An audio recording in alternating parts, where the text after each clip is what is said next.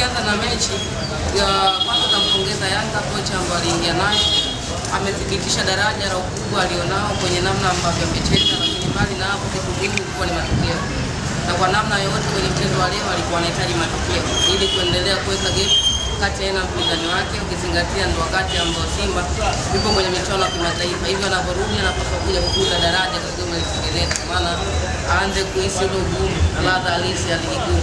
Nafikiri kwa Yanga hivi sasa mashindano pekee ambayo yamebaki kwa upande wao ligi kuu pamoja na CRDB, na ndio maana ukitazama namna ambavyo wanacheza ni timu ambayo inatumia energy kubwa sana kuweza kuzishinda mechi zao ili kuendelea kujikita kileleni na kuweka uwiano sawa. Kukumbuka ndio bingwa mtetezi kwa mataji yote, kwa hiyo ameshapoteza lamani kwa michuano ya kimataifa.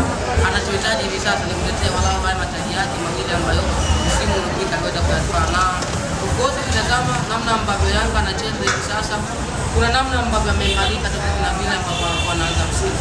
Chini ya Miguel Gamondi timu imeanza kufuafua, kaja sasa Mbuzi akawa bado yuko kwenye wakati mzuri, lakini last time sasa hivi iko kwa timu iko kwa milu. Naona namna ambavyo timu imekuwa na uwiano mzuri, namna ambavyo inacheza inaonyesha kweli kila kitu kinahitaji kwenye mashindano.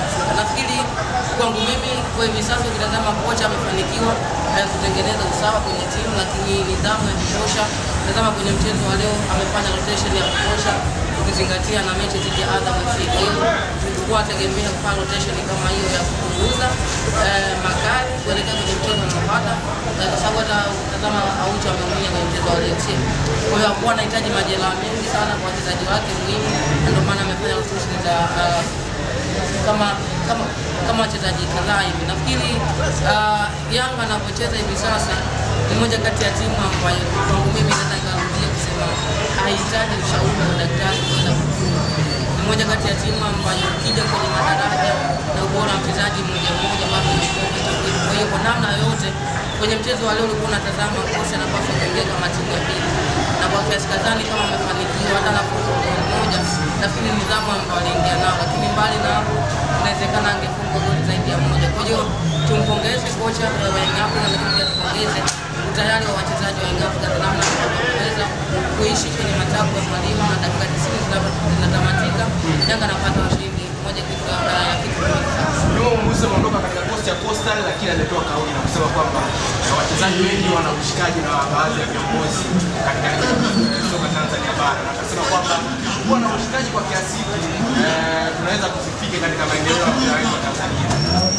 Kwanza kila ligi huwa ina madhaifu yake na kila ligi inakuwa na ubora wake. Yaani naamini sana kuna baadhi ya vitu kwa tunashare, kwa mfano kama swala la mchezo, swala ambalo limekuwa linasumbua sana sio Tanzania, lakini pia hata kwa Misri hapa unaona dabi labda inakuja dabi labda ya Al Ahly kama leo mechi kadhaa zinachezwa pale, hiyo wanaona haraka usikisimamia mpira kutoa malefali kutoka nje ya Misri ili waje kuchezesha mechi sita. Lakini kwa kauli ya juu na mkuso coach, yeye moja kati ya kocha ambaye amekuwa sana kwa ligi yetu kwa muda mrefu, amepita timu kubwa na timu ndani ya kutosha kwa Yanga siku. Kwa ni kocha ambaye analijua soka letu ndani na anajua faida na hasara namna ambavyo amekuwa kwenye ligi yetu, lakini nafikiri wenzetu ambao wako ndani zaidi kama hivi kama kocha kuna vitu vingi sana ambapo na vinoti sababu wako karibu sana na wachezaji na kama karibu na dunia.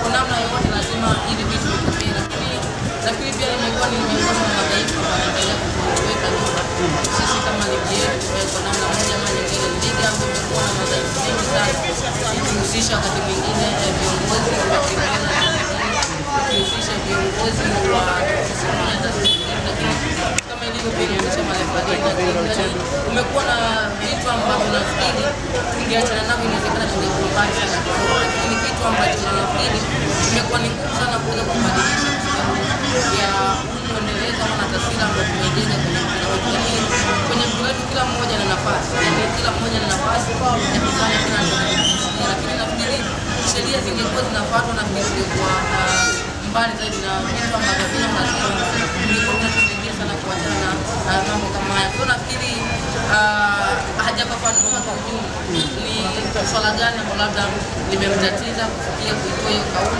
lakini kitu gani ambacho kilitokea, lakini kwa kiasi yake nafikiri inawezekana kuna kitu, lakini kimoja tuweka bayana, manake tutabaki kuishi. Nafikiri angekuja na kauli moja kwa moja itatokea ni 1 2 3 kuliko kutoa kauli kama hizi ambazo inabidi tena tuanze kuchanganua na kuzitafuta. Kwa hiyo ukitaka kuitafuta sasa wachanga tatizo, inawezekana ukatumia muda mrefu sana kulipata ama usipate kabisa. Nafikiri angetoa kauli na moja kwa moja tungekuwa tunajua watu wa kwa. Mechi za Africans na Coastal Union kwa kweli ukiachana na ile mechi ya finali kule Arusha bao 3-3, Yanga anaenda kuchukua kombe katika mikwaju ya penalty. Mechi za Africans sasa na Coastal Union umegundua zinakuwa ni mechi za aina gani? Ushindani.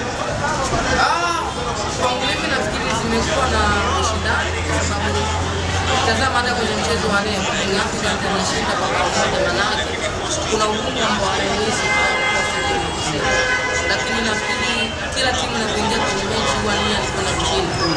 Quality ya mchezaji mmoja na mbinu na mwalimu kwa kusema matokeo ya mechi husika. Sijajua kwa nini umeuliza hivyo au umefikiria nini, lakini nafikiri kwa namna ambavyo mimi najua ni mechi ambazo zimekuwa na ushindani zaidi, lakini ni rahisi kukuuliza mechi dhidi ya Africans na Coastal wanapokwenda kucheza nafasi ya kushinda kwa nani, manake utagundua ni Africans. Kwa nini? Kwa sababu madaraja ya wachezaji, lakini mchezaji wa Ramadhani ni mkubwa kuliko Coastal. Ukija kwenye mashindano kila timu inahitaji kushinda, lakini kama mnavyojua quality ya mchezaji mmoja mmoja na mbinu za mwalimu ndio zinakwenda pamoja. Kwa mchezo soko kama inakuwa katika mechi kwa mchezo hicho kama vile kosa na kosa nyingi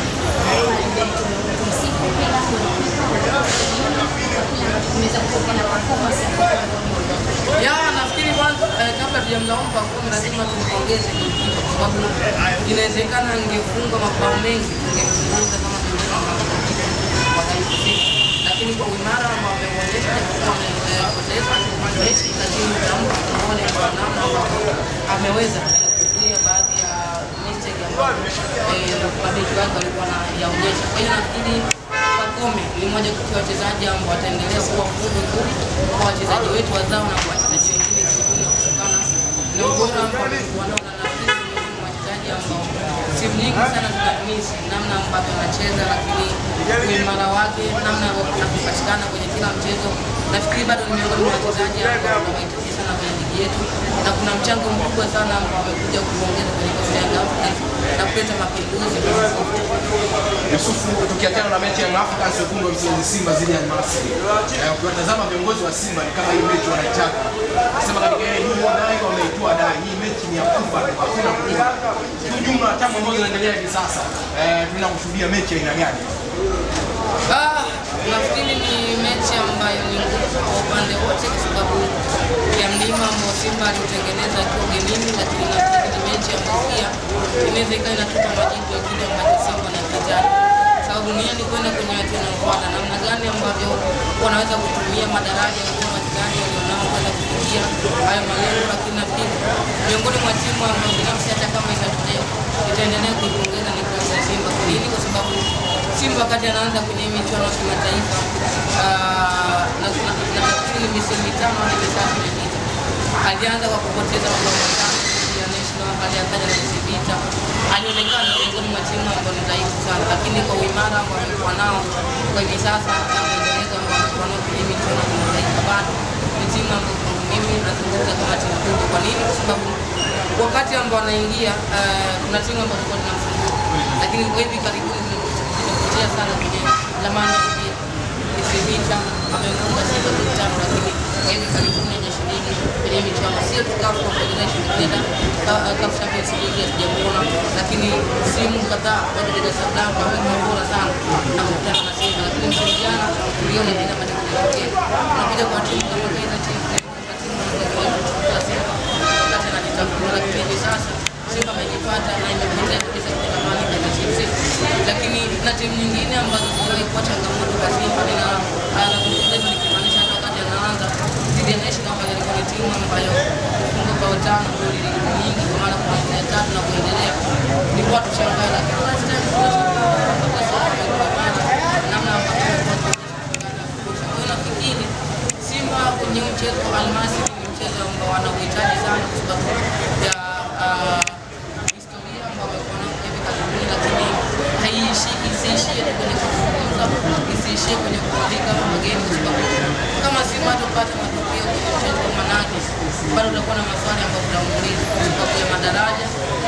wachezaji walionao, lakini mbali na hapo matokeo ambayo amekuwa akiyapata kwa hivi karibuni. Kwa hiyo kwangu mimi nafikiri ni mchezo ambao utakuwa ni mgumu, lakini ni mchezo ambao unahitaji utayari kwa wachezaji kuanzia namna ambavyo wanafikiri na namna utendaji wao kazi ndani ya uwanja. Fatu Davis nafikiri kwenye mechi iliyopita kuna nao madhaifu ambayo aliyaona, kuanzia hapo tutakuwa na kitu ambacho amejifunza kuelekea kwenye mchezo wa mwisho. Nafikiri mchezo ambao utakuwa wa mwisho kama Simba atakupoteza, maana yake itakuwa na cha kujibu tena, kwa sababu kama mchezo wa kwanza amepoteza, maana yake kwenye mchezo anapaswa kushinda bao 3.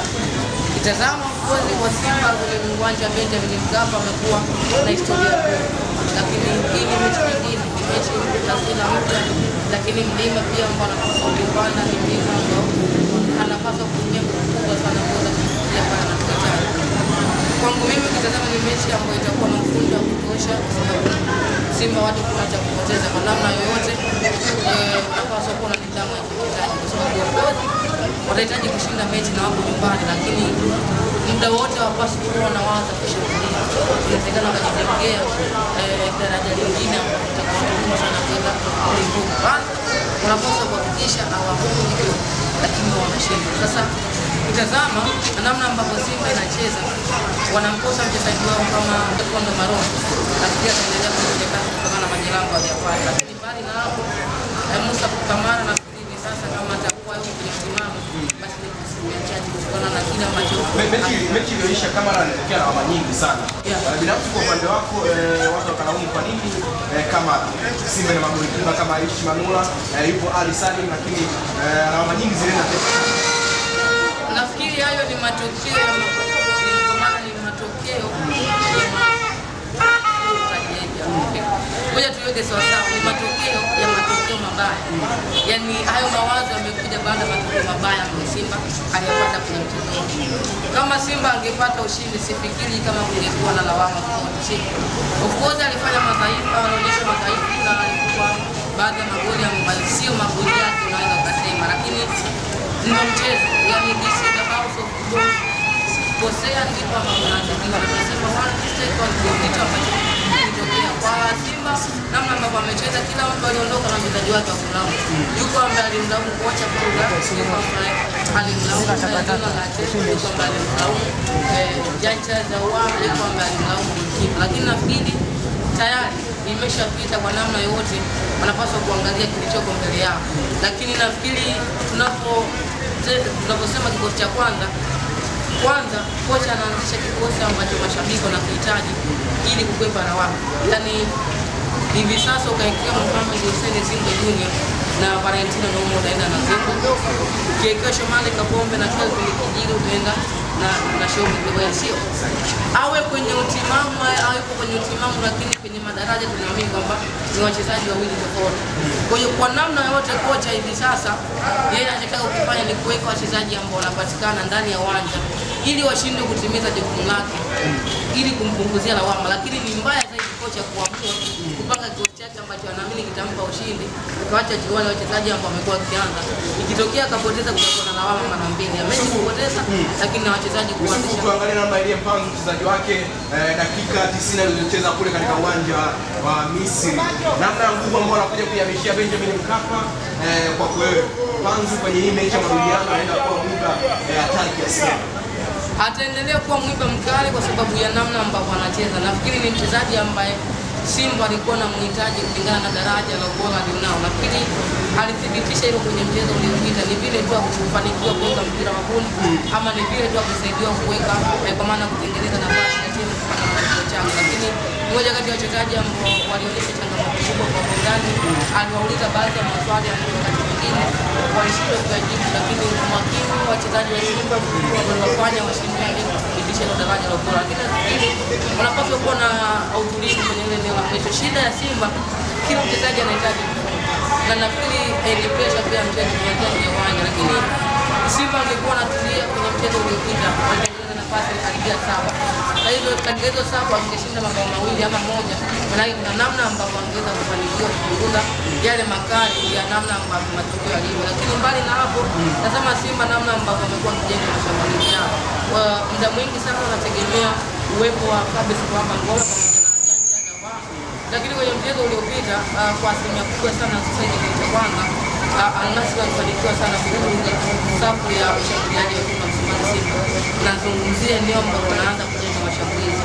Kwanza walipoteza mawasiliano baina ya Fabrice Ngoma pamoja na Jean Charles Ahoua. Mbali na hapo wakaitokomeza kabisa ile nidhamu ya kiukabaji kwenye eneo la kiungo pale Yusuf Kagoma.